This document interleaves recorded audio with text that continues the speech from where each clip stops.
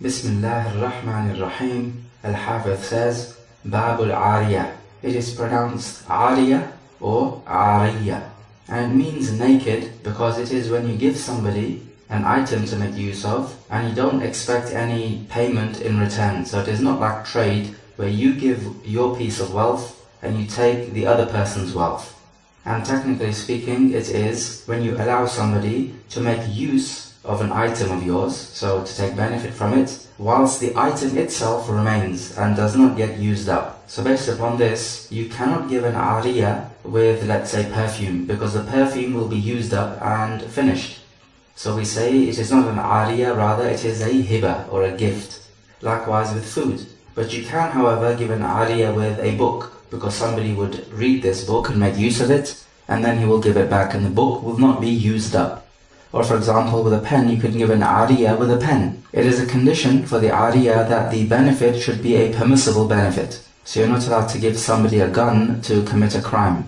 This would not be an Aariya. Likewise, the person giving this item for use must be somebody qualified to do so. And this is not the same as somebody who is qualified to trade in this wealth. So for example, the wali or the guardian of an orphan is allowed to trade with the wealth of the orphan. He has been given permission in the Sharia, but he has not been given permission to give this wealth as a loan so that somebody else could make use of it. So for example, he cannot give the clothes of the orphan to somebody else to wear. Yes, it's true if the orphan is of an age where the guardian of the orphan can ask the orphan, can I lend your clothing to somebody else? And the orphan would like this because the orphan likes to lend out his wealth to other people, and the orphan gives permission, then in this case it is permissible if the orphan is of an acceptable age. But generally speaking, this is not permissible. Is it permissible to give musical instruments as an Aariya? The answer is no, because with musical instruments it is not a permissible benefit. Likewise, if somebody has a servant girl, he cannot give this girl as an Aariya to another man, because she is a non-mahram for the other man.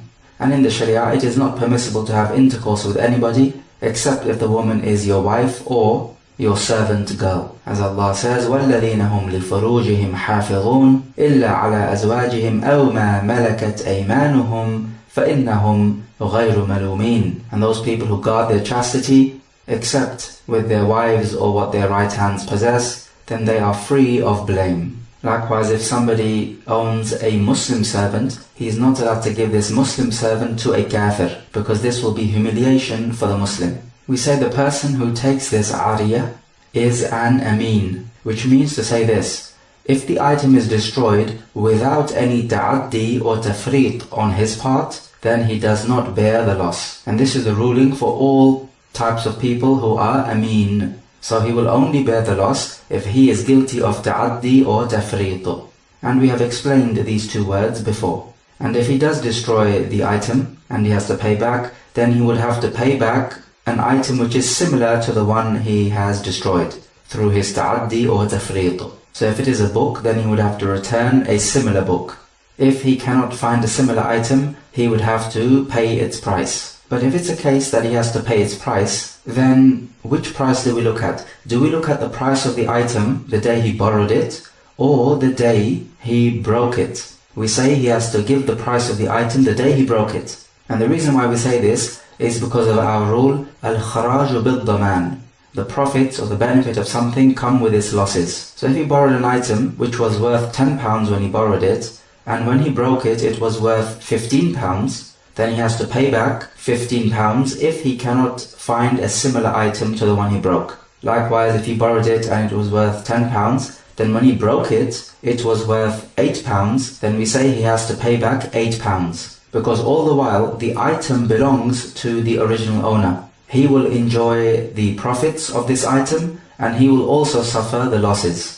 So what we cannot say is that the person who broke this item and he has to pay back the price, he would pay back a minimum of £10 or anything more than £10 if it is worth more than £10 when he broke it. No, rather we say he has to pay back the value of the item, whatever it was worth the day he broke it, whether it's worth more or less than the original value the day he borrowed it. So this way the original owner of the item would enjoy any value increase and he would also suffer any loss in the value. How do we decide whether an item to be paid back should be paid back from its similar item or its value should be paid back? We say any item which has other similar items, for example a book, then if you destroy a book you have to pay back a similar book. So any item in which it is possible to find a similar item, then we say that if you were to break or damage this item, you have to pay back a similar item. If you cannot find a similar item, then you have to pay back its value. And this is the correct opinion, because some scholars say that the types of items which you have to pay back a similar item if you destroy it would be everything which is makil or mawzoon, that which is measured by the kail, or that which is weighed, measured with the wazn. So that's the first condition they give. And the second condition which they give, that this item, which is makil or mawzoon, must not be manufactured in some way. So for example, wheat is makil, but if it is cooked, then there has been some manufacturing done to it, so it is no longer the type of item which you would give a similar item in return. And they put also a third condition. They say it must be an item in which bay' or salam is permissible. And this means to say that this item must be constant in its description, because the bay' or salam is only permissible for those items which have a constant description. So they do not vary vastly from one item to the other, like wheat and dates. They keep a constant condition from one date to the other, as long as the type of date is of the same family. But we say these conditions are unnecessary and they make life unnecessarily difficult. We simply say, whatever item it is possible to find a similar item, then if you were to destroy this item, you would have to pay back a similar item to the one you destroyed. And this is due to the hadith which is coming up, but the Prophet said, Ina'un bi'ina', ta'amun bi-ta'am. Food vessel for food vessel, a container for a container, and food for food. So if somebody lends you a container and you break it through ta'addi or tafriq, then you have to pay back a similar container, and likewise with food. So let's take this example. Person A gives an Aariya of a food container to person B. This container is worth £10 the day he lent it, and person B, through either ta'addi or tafriq, destroys this food container, and the day he destroys it, the container was worth £11. Then, a few days later, person A demands his container back and person B says it is broken, and the day when person A demands his container back, the container was worth £13. The question is, if person B cannot find a similar container, how much money does person B owe person A? Is it £10? £11 or £13? Because we have three values of this container in our example. The answer is that he owes £11. It is the value the day he broke it through ta'addi or tafriq, because it is the day he broke it that the container left the possession of person A. So this is the crucial date at which we give the value to this container. Of course, if person B borrowed this container and the container was broken through no fault of person B, then we say person B does not owe anything, because he is an ameen, and an ameen is not a guarantor, except if he is guilty of ta'addi or tafriq. However, person A, if he is going to lend out, let's say, some glass cups to person B, glass can easily shatter and break, and person A is afraid that his cups may break, so he puts a condition. He says to person B, if the glass breaks, then you must pay back in all circumstances, whether you are guilty of ta'addi and tafriq or not. So is this condition valid or not? We say yes, this condition is valid. And if person B agrees, then we say that if this glass is broken through whatever reason when it is with person B, then person B has to pay back, even if the glass is broken through no fault of person B, because this is what the condition is stipulating, and person B agreed to this condition, and the Muslims are bound by their conditions.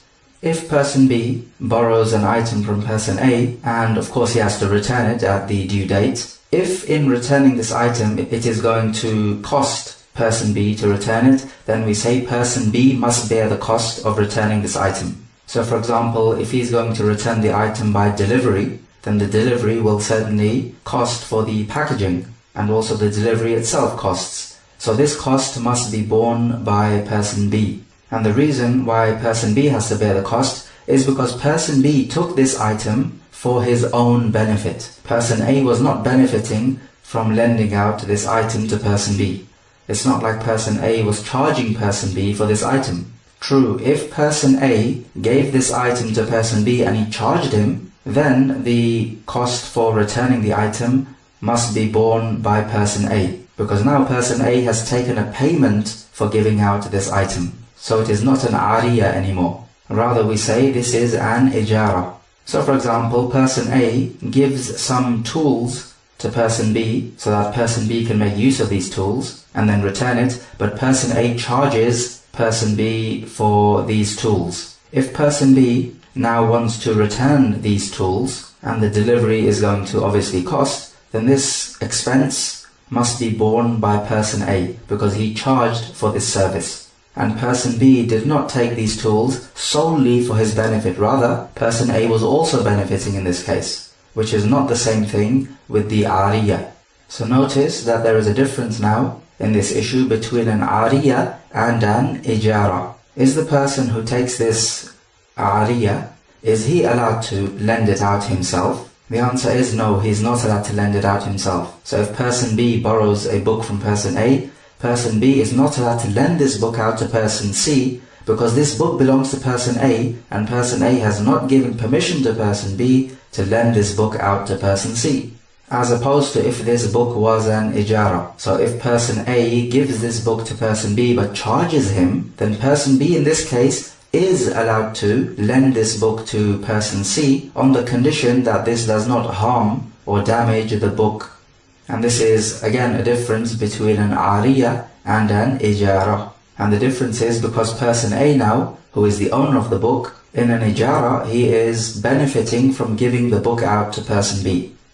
So if you have borrowed an item from somebody else and another person comes along and wants to borrow this same item from you, then you have to tell him, no, I'm not allowed to lend this item out to you because this item I have borrowed it myself. And hence I do not have the right to lend out this item because I am not the owner of it. And a similar ruling is if we have a case of the walima and there is food in the walima and you are invited to this walima, then of course the owner of the food has given you permission to eat from this food. That's why he has invited you. So are you now allowed to take a little bag to this walima and put the food in this bag so you can take it home and you can eat some of this food later on at home, as well as eating it at the walima?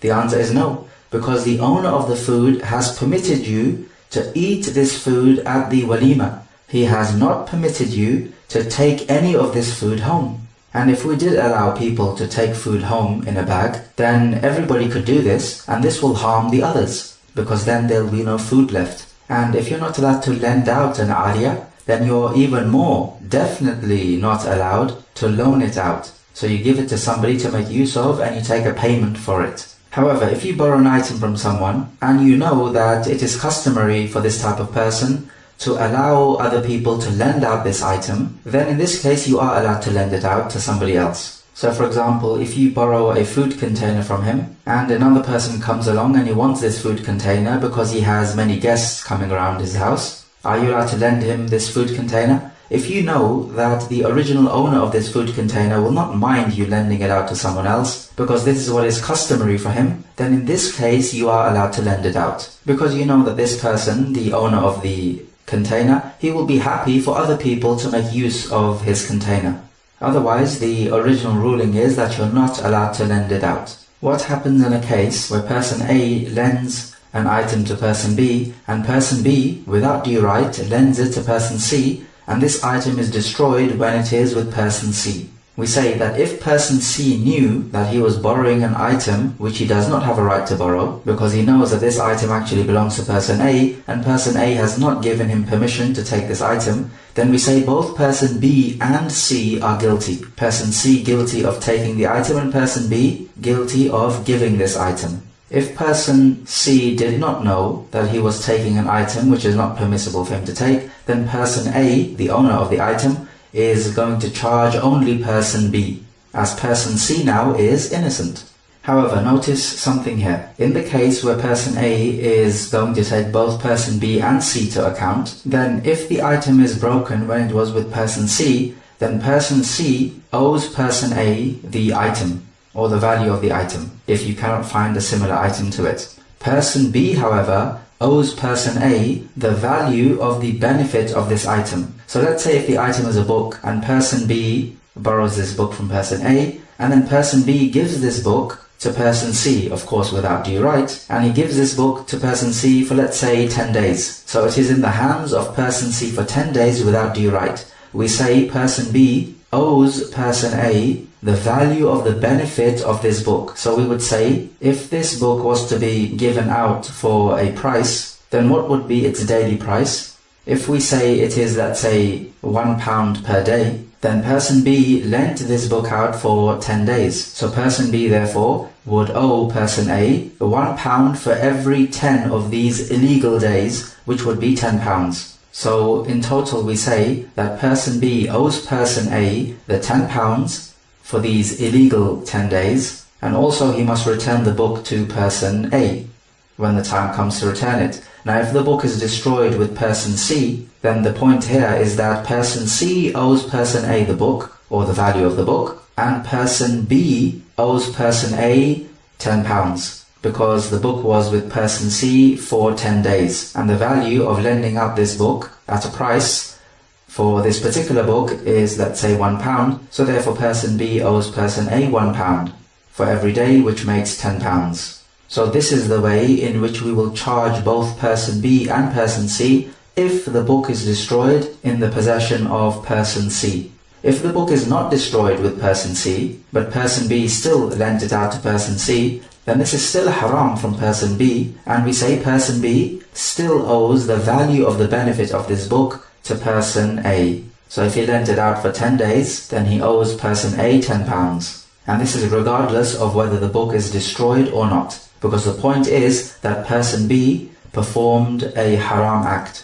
What happens in a case if person B borrows an item from person A, let's say an animal to ride on, and as person B is riding on this animal, the animal is harmed or injured or even dies? Does person B stand as a guarantor? The answer is no, because if the item is damaged because of its use, then the one who is borrowing does not stand as a guarantor, because he is not guilty of ta'addi nor tafreed, because he was using the item for that which it is meant to be used for. So if it is destroyed whilst being used for that which it is meant to be used for, then the borrower is not a guarantor. So if you borrow a towel and you're using this towel, and the hair strands of the towel which absorb the moisture, they will obviously wear out. So is the one borrowing this towel now responsible for paying the owner of the towel for wearing out these hair strands of the towel? The answer is no, because the towel got worn out because it was being used for that which it is meant to be used for, which is to dry yourself.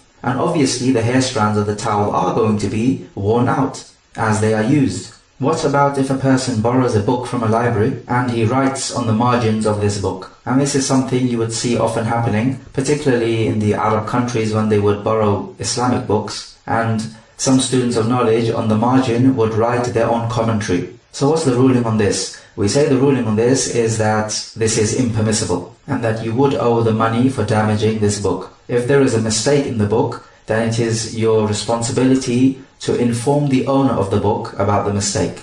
But you cannot take the law into your own hands and write the commentary in the book yourself. You don't have the right to do so. And so if he did write in the margin, he would be guilty of at-ta'addi, which is when you do something you're not supposed to do or you're not allowed to do. What happens in a case where we have a dispute? Person A gives his book to person B, and after the contract there is a dispute as to what the actual contract was. Person A says, I gave you this book as an ijara, so you have to pay me for using the book. Person B says, no, you gave me this book as an Aariya, so I don't have to pay you anything for using this book. We say that if this dispute happens right after the contract, then we will simply say, look, this is an Aariya. So if the owner of the book says, no, this is an ijara, we simply say to the owner of the book, okay, take your book back then. And you don't have to go ahead with giving this book to person B. This is simple enough if the dispute is right after the contract, but what if the dispute is after 1 week, let's say? So person A gives the book to person B, and then after a week they have a dispute. Person B says, you gave me this book as an Aariya. Person A says, no I didn't. I gave you this book as a leasing contract. So you have to pay me for making use of my book for 1 week. And the price I'm charging is £10 for every week. In a case like this now, we accept the statement of person A, who is the owner of the book, because the asl is with him. Because anyone who takes the possession of someone else, then he is a guarantor. This is the asl. So person B is a guarantor and he owes the money to person A. However, person B is denying that this is a leasing contract. So in this case, we will not accept the price charged by person A. Rather, we will say that person B does owe person A some money, but this is not necessarily the money which person A is charging. Rather, we say person B owes person A the price which is equivalent to borrowing this book for a period of 1 week in this case. So we would have to look at the going rate, which is not necessarily the same as the rate which person A is charging. So notice this crucial difference. And the reason why we make this difference is because person B is denying that this is a leasing contract. If person B agrees that yes, this is a leasing contract, then we would have to go by the price which person A is charging. What happens if there is a dispute where person A lends an item to person B and person B says that I gave this item back to you, and person A says no you didn't? Whose statement do we accept now? We say that we accept the statement of person A, who is the owner of the item. And the reason is because person B took this item for purely his own benefit. Person A did not receive any material benefit for this. And if this is the case, when somebody takes an item for purely his own benefit, and then he claims that he has returned this item, then we do not accept his statement unless he provides evidence. Because in a case like this, person A is not gaining any material benefit, and person B is. So if person B claims that he returned the item, we say the asl is that it is still with you unless you can provide evidence. And your statement alone, which is simply a claim, is not a valid evidence. So is this type of dispute similar to the case of the woman from Al-Makhzum? This woman used to ask people to lend some item to her, and then afterwards she would deny that she ever took this item. And the Prophet judged that her hand should be cut off. We say with this woman of Al-Makhzum, it is different because she is denying that she ever took the item. The dispute is not about whether she returned the item or not. She is actually denying that she took the item so that people cannot demand that she returns the item. But in the dispute case which we mentioned, person B is not denying that he took the item, rather he acknowledges that he did borrow the item, but the dispute is that he says he returned it. So in a case like this, if we find that person B did not in fact return the item, and that he was not truthful, then we would not cut off his hand, because he never denied that he borrowed the item in the first place. We would simply say to person B, you have to give back the item, and that's it. However, contrast this situation with something like this. Person A comes to person B and he wants to deposit some of his wealth, let's say a book, with person B, just for safeguarding. Person B says, okay, I'll take this book. Person B is not allowed to use this book, he is simply safeguarding it. Then there is a dispute. Person B says that I gave the book back, and person A says, no you didn't. Whose statement would we accept? We say in this case, we would accept the statement of person B. Why? Because person B took this wealth for the benefit of person A, not for his own personal benefit. There's the crucial difference. So now if person B says, I gave this book back, we accept his statement because person B did not take this book for his own benefit. He took the book for the benefit of person A, which is to safeguard this book. So the ruling is completely reversed. So in a case like this now, person B simply is like a wakil of person A, who is safeguarding the wealth of person A. What about if person B takes this wealth of person A, let's say a book, for the benefit of both person A and person B? So this would be like a leasing contract. Person A gives the book to person B and he charges him. So in a contract like this, person A is benefiting and person B is also benefiting. They're both benefiting, as opposed to the previous two scenarios. Now if there is a dispute, person B says, I returned this book to you, person A says, no you didn't. How do we judge in this case? The ulama say that in a case like this, we would not accept the statement of person B who says that he returned the book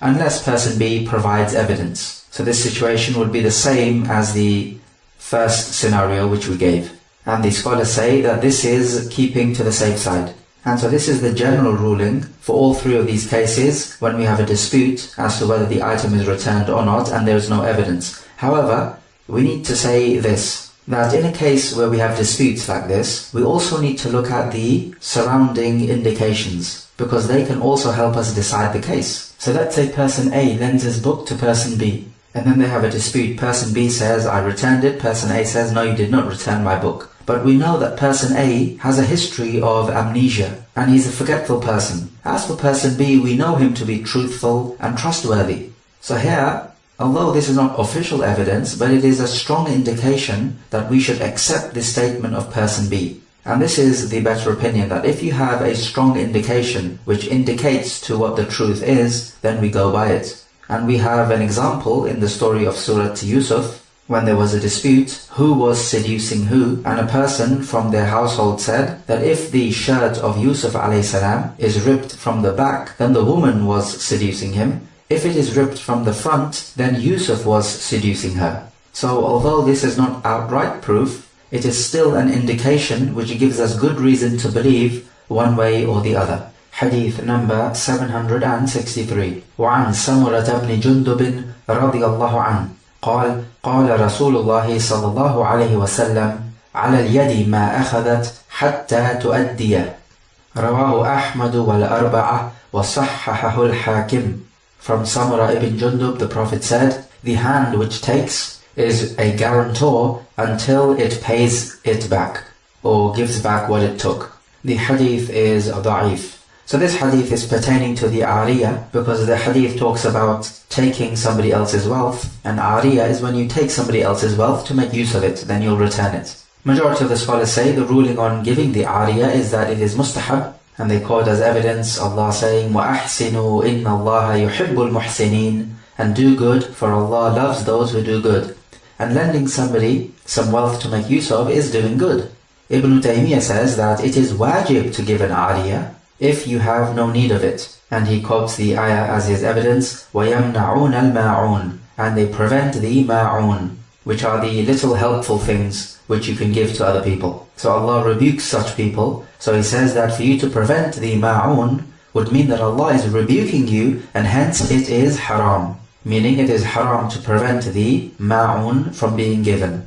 So if you take an Aariya to make use of, then we said, according to the correct opinion, that you are an ameen, which means that if the Aariya is destroyed without ta'addi or tafreet on your part, then you are not a guarantor. But what you're not allowed to do is to lend out this Aariya yourself, because you don't have the right to do that, and the owner of the item did not give you the right nor permission to do this. Neither are you allowed to lease it out. So you give it to somebody to make use of, and you take the money which you charge. And we spoke about this issue previously. And this is the case unless you know that this person would not mind you lending it out to someone else. And we also talked about the ruling if you were to lend out this Aariya to somebody else without due right. And also the ruling if you lent it out without due right and the Aariya became broken or destroyed in some way.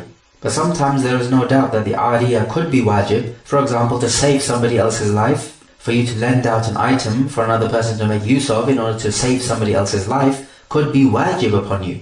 This hadith, however, does pertain to Aariya, but it pertains to things other than the Aariya, just whenever you take somebody else's wealth. So for example, if you're a seller and you want the buyer to give you a rahan, then this hadith applies to you. Or for example, if somebody deposits some wealth with you to safeguard it, then this hadith also applies to you. So the hadith is general. But the key point we take from this hadith is that the Sharia orders you to render back the trust to those people who entrusted you, because they entrusted you with their wealth.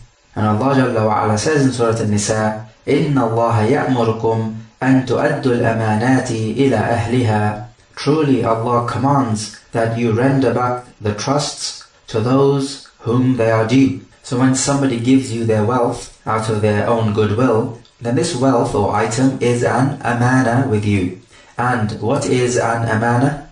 Translated to trust But it is when you receive somebody else's wealth, either by their permission or by the permission of the Sharia. So this could be a rahan, it could be an Aariya, it could be a wadi'a, which is when somebody deposits some wealth with you to safeguard it, or it could be an item which somebody has given you to make use of, but he's charging you for it. It is still an amana which you have to give back. So if somebody gives you an Aariya and it becomes worn out or damaged because of that which it is meant to be used for, then we have said before that there is no guarantee upon you. So you're not a guarantor and you don't have to pay back for anything. Or if it was destroyed through no fault of your own, meaning through natural causes or through some other external factor which you didn't have control over, then again you are not a guarantor. So this hadith is not in its absolute sense when it comes to the Aariya. The hadith talks about taking the wealth or the item. So what happens if an item of your neighbor flies into your garden? Let's say an item of clothing is on the washing line and it flies over the fence to your garden. Do you have to give it back? We say what is obligatory upon you is to notify him of what has happened. And it is not obligatory to physically give it back to him. Yes, if you notify him and he asks for it back, then you give it back to him. But as for if you were to take his item for your own benefit, then it is obligatory upon you to physically give it back to him. So notice the difference. Hadith 764. وعن أبي هريرة رضي الله عنه قال قال رسول الله صلى الله عليه وسلم أد الأمانة إلى من ائتمنك ولا تخن من خانك. رواه أبو داود والترمذي وحسن وصححه الحاكم واستنكره أبو حاتم الرازي وأخرجه جماعة من الحفاظ وهو شامل للعارية. From Abu Huraira, the Prophet said, render back the trust to the one who has entrusted you, and do not betray the one who betrayed you. The hadith is sahih. So again we learn from this hadith the obligation of rendering back the trust to those people who entrusted you. And of course we quoted the ayah in the previous hadith as an evidence for this ruling. And so what this hadith is saying is that the one who gives you his wealth as a trust, you must give it back to him. So this means you don't give it back to anyone other than him. Except if, for example, he appoints a wakil to take it back on his behalf, then you can give it back, as long as you are sure that this person is in fact the wakil of the owner of the wealth. And we spoke about this ruling, that you have every right to deny the wakil and not give the wealth back to the wakil, but rather you insist on giving the wealth back to the original owner. We also find from this hadith that it is haram to betray the one who betrays you. But here somebody may object, is it not true that Allah Jalla wa Ala says, وَمَنِ اعْتَدَى عَلَيْكُمْ فَاعْتَدُوا عَلَيْهِ بِمِثْلِ مَا اعْتَدَى عَلَيْكُمْ. Whoever transgresses against you, then you have the right to transgress in a similar way against him. So if he betrays you, why are you not allowed to betray him back? We say, let us take a look at what al-khiyana means. Al-khiyana is when you betray someone when he trusts you. And when somebody entrusts you, then he has actually done good to you. So if he does good to you, then you have to do good back to him. And the ayah is saying, if anyone transgresses against you, then you transgress against him in a similar way. But the point is that if somebody entrusts you, then he has actually done good to you. He has not treated you badly in any way. So what we say that al-khiyana is haram in absolutely all cases. There is not one shred of an exception to this rule. Al-khiyana is haram in all cases, be it with your friends or with your worst enemy. As for the narration of Hind, the wife of Abu Sufyan, who came to the Prophet complaining that Abu Sufyan is stingy and he does not spend on her and his children, the Prophet told her that she is allowed to take from his wealth without asking him, in accordance with what is customary. So is she not betraying her husband in this case? We say no. The ulama call this type of situation mas'alatul dhafar, the issue of al-dhafar. And al-dhafar means victory. This is when somebody owes you something and you take what he owes you without his permission. Is this permissible or not? The ulama have differed on this issue. Some said it is haram in all cases, and they use the hadith of this chapter as the evidence. Do not betray the one who betrays you. And they say that this is betraying him. Some have said that it is permissible in all cases, and they use as the evidence, whoever transgresses against you, then you are allowed to transgress against him back in a similar way. And that was the ayah of the Quran. And the opinion of Ibn Hazm on this issue is of the second category. He says, in fact, it is wajib upon you to take back your wealth, even if it is without asking him. And his evidence is this ayah. When Allah tells you to transgress against him, Ibn Hazm says that Allah gives you the order to transgress against him, where Allah says, فَاعْتَدُوا عَلَيْهِ بِمِثْلِ مَا اعْتَدَى عَلَيْكُمْ. Then transgress against him in a similar way to that which he transgressed against you. He says this is an order from Allah, and an order means that it is wajib.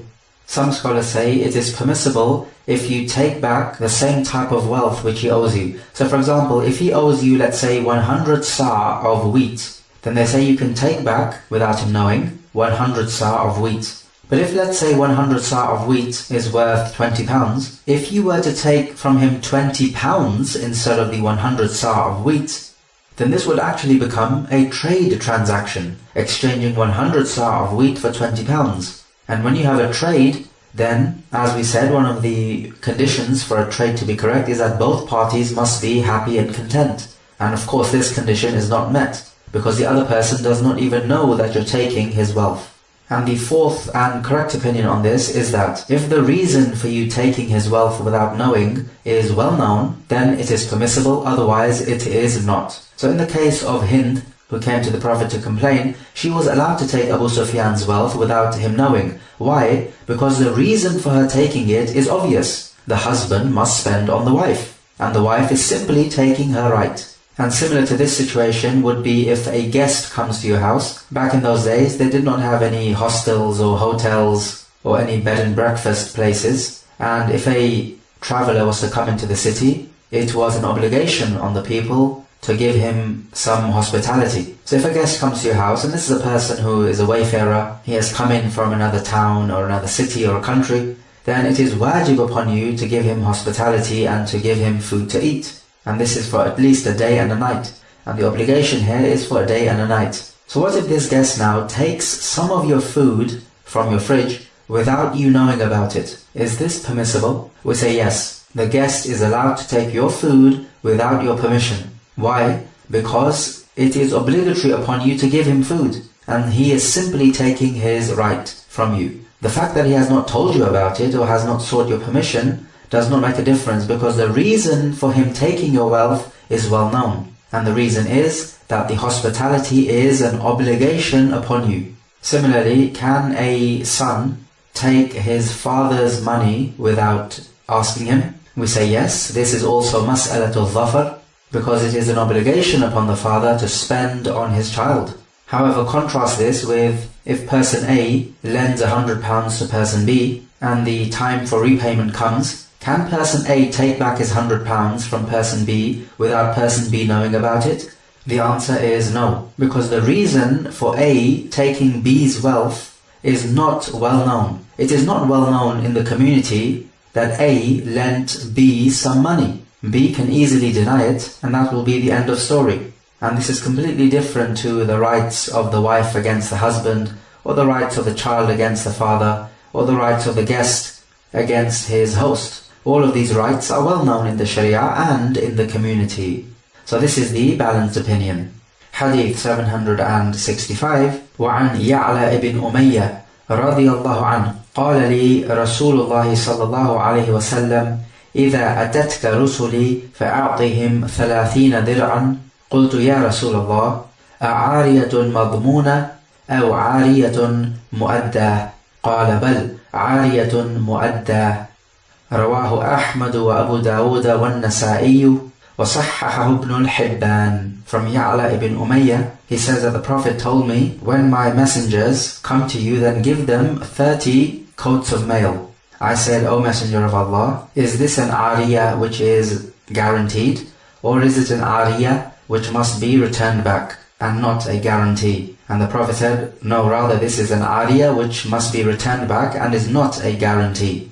The hadith is sahih. So from this we learn that it is permissible to lend out weapons and other military items, because here the Prophet is lending out some chainmail, which is like a vest you wear to protect your upper body, your torso. We said before that an Aariya is an amana. So if it is destroyed without any ta'addi or tafriq, then the one who borrowed it does not have to pay for it, and he does not stand as a guarantor. And some scholars are of the opinion that an Aariya is a guarantee in all cases. So even if it is destroyed without any ta'addi or tafreet on your part, you still have to pay back for the damages or loss.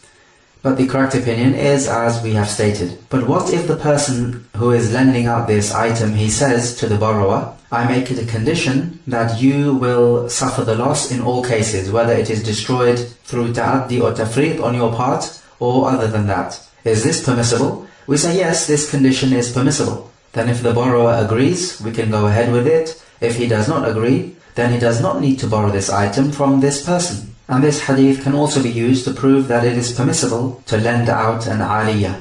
And we spoke about the ruling previously. Most scholars say it is recommended, and some say it is wajib, if you don't need this particular item.